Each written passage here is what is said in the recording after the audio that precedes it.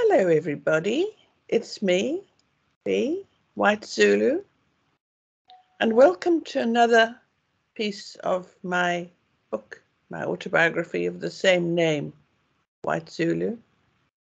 And I left you with my first taste of formal education at the Nottingham Road Government School. And I'm going to continue with that. It was way too long a chapter to read out to you, so I cut it in half. This one's a bit shorter, but it tells you about my solitary term at a school before I went to boarding school. So this is chapter 25, the Nottingham Road Government School, part 2.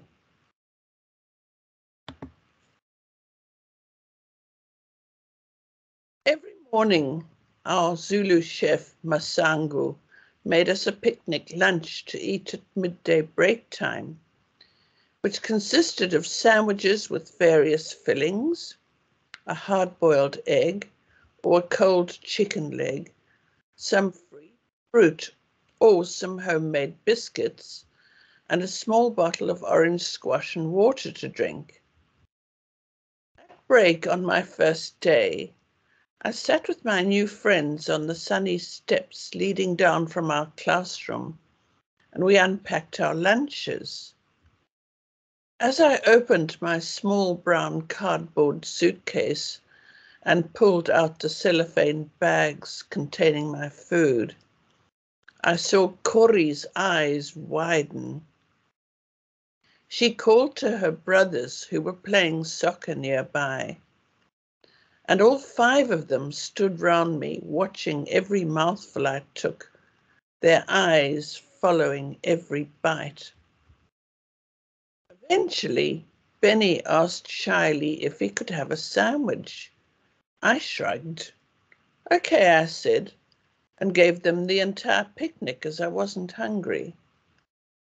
All the Vandenbergs fell on the food, scrapping over it like starving wild dogs, which shocked me a little. But from that day on, I happily handed over my lunch to the family and skipped off to play instead. My mother was pleased to hear that I'd polished off every mouthful, as I was a picky eater at home. I never told her the story of where my lunch was going, because it was such a convenient arrangement for us all. It made me the most popular girl in the school too. That, and the fact that I never did my homework the whole term I was at the school. For some reason, which I can't explain to this day, however scared I was of Mr. Lamb, I just couldn't bring myself to sit at home and do any homework. My mother never asked, and she was too disinterested to check. So, day after day, I manufactured story after story, telling Mr. Lamb that we'd had a storm and the electricity had been cut off. So, I couldn't see well enough to do any work, carefully omitting to reveal that we had a backup system of gas and paraffin lamps, giving off more than enough light for Dad to read his newspapers. There were other numerous variations on the dog ate my homework. Because I was doing well in class, he appeared to swallow these unlikely stories hook, line, and sinker, and I stayed out of trouble.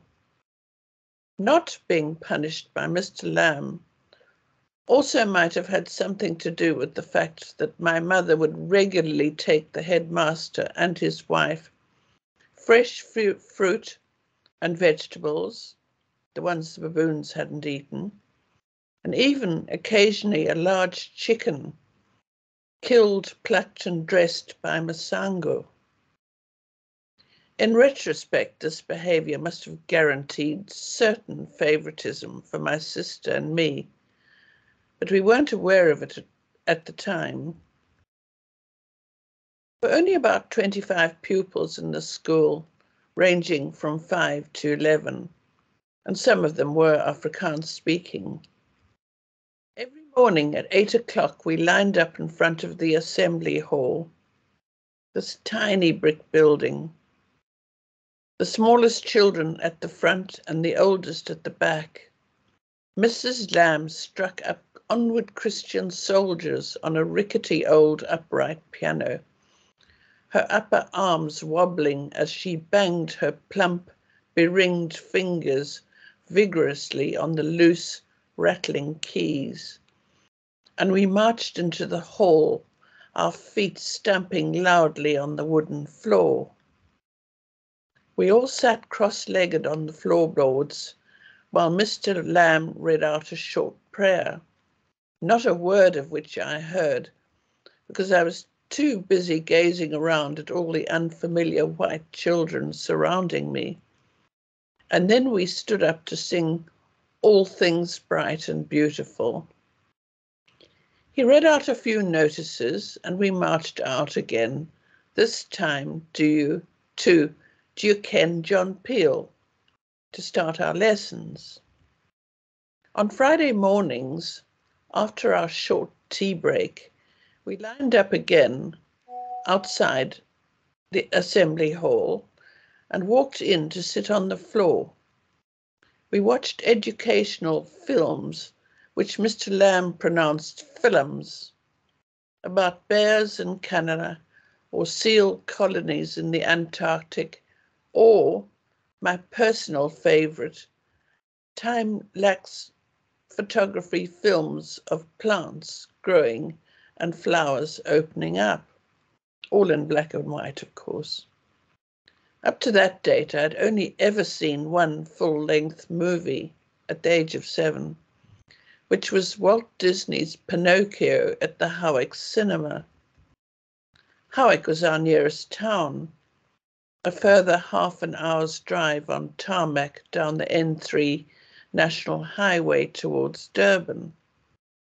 More of a village than a small town, it had a hotel, quite a few shops, and the Howick Grand, an ambitious name for the tin-roofed, high-ceilinged building.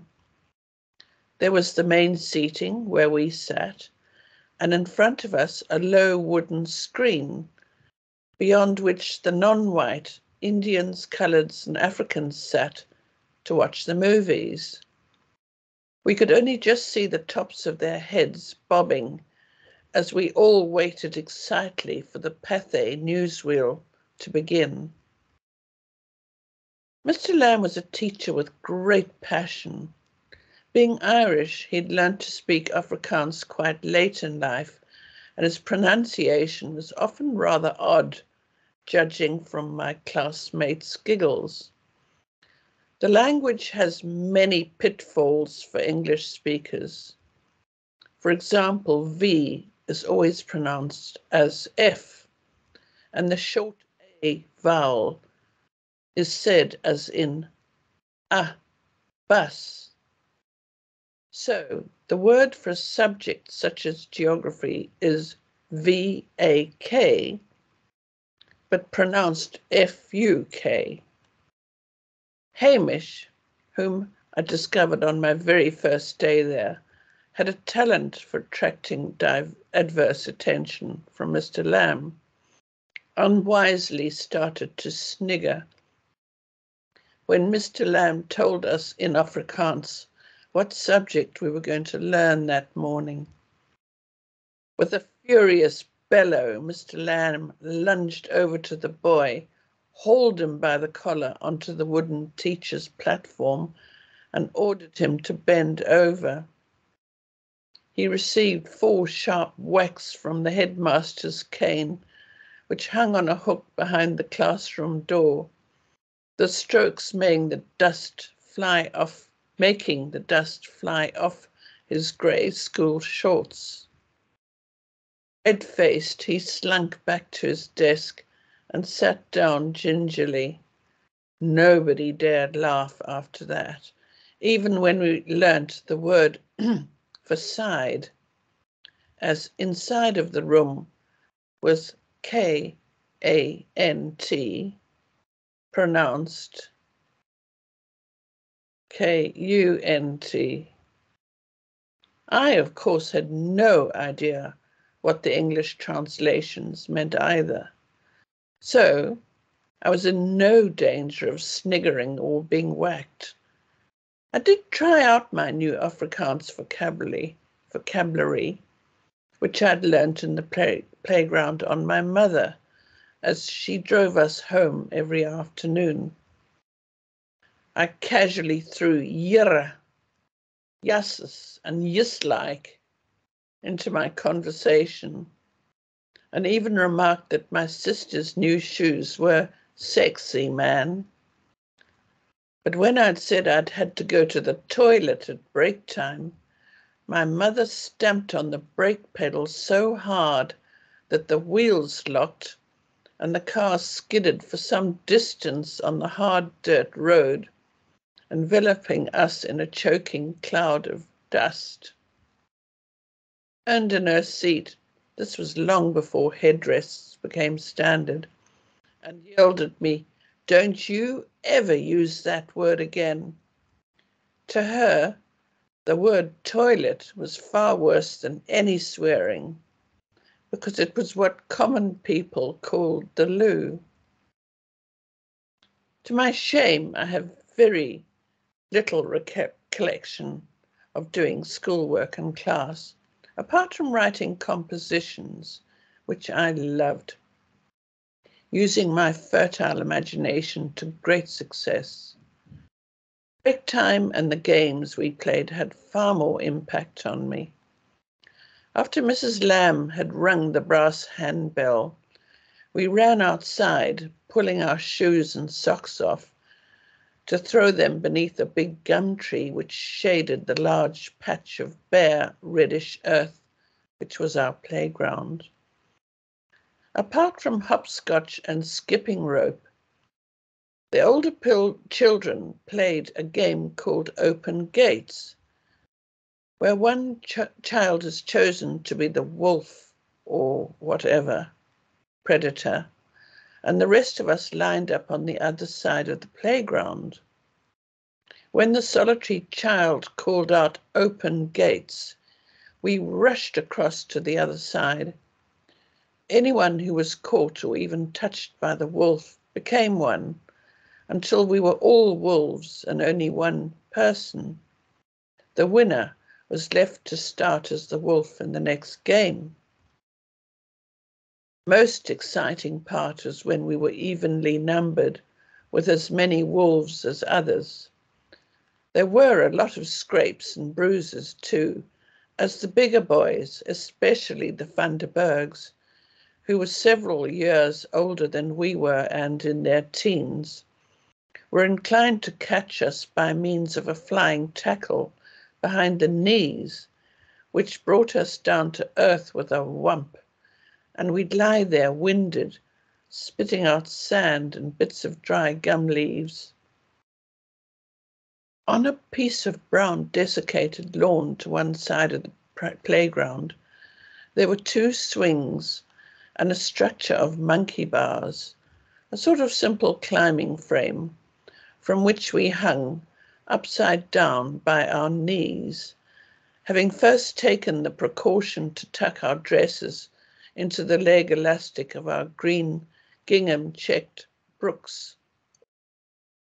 The boys, or bloomers, so the boys couldn't look at our brooks.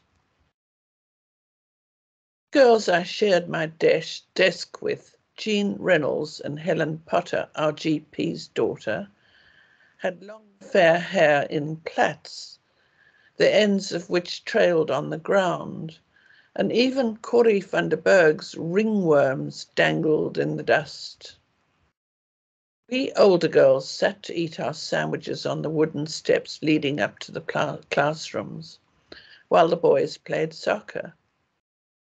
We were divided into 2 factions, because on the day I arrived at school, Jean had asked me, "Do you like Elvis or Cliff?" My knowledge of either pop star was restricted to what I'd overheard from my older sisters when they came back on holiday from St. Anne's. Our radio reception in the valley where the farm lies consisted of medium or shortwave. FM only arrived in South Africa in the late 60s.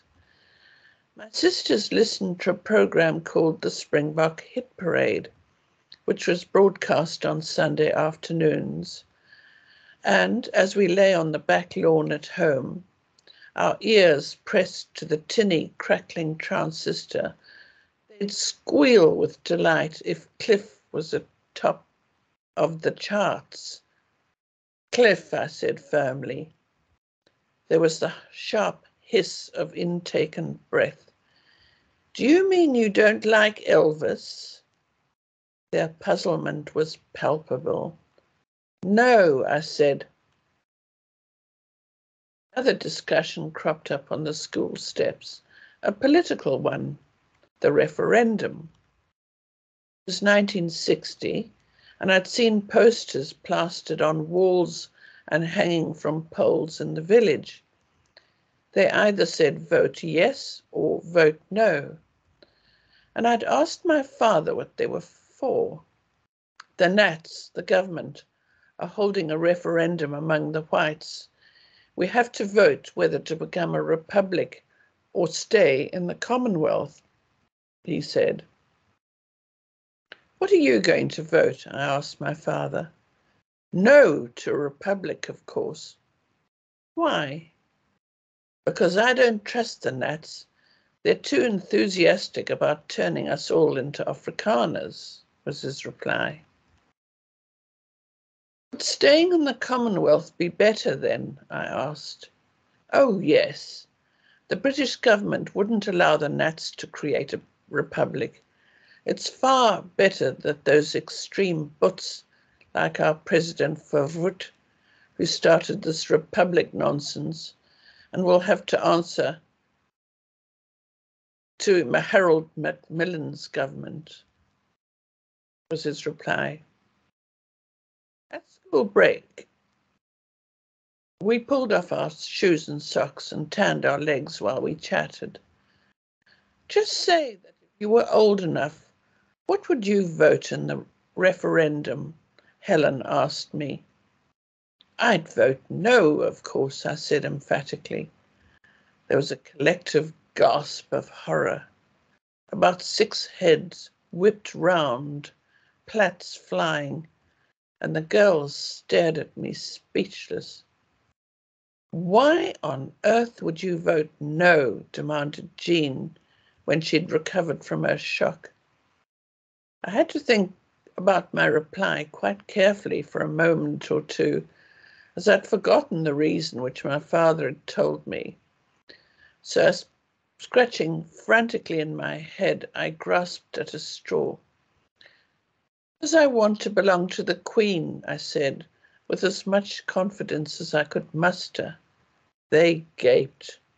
Nobody had an answer to that comment. Apparently, they couldn't see my logic, and eventually they turned to other, safer subjects, like who was better looking, Cliff or Elvis? I have to add here that in 1994, both my parents voted for the Nationalist Party so as to try and prevent the ANC from winning the election.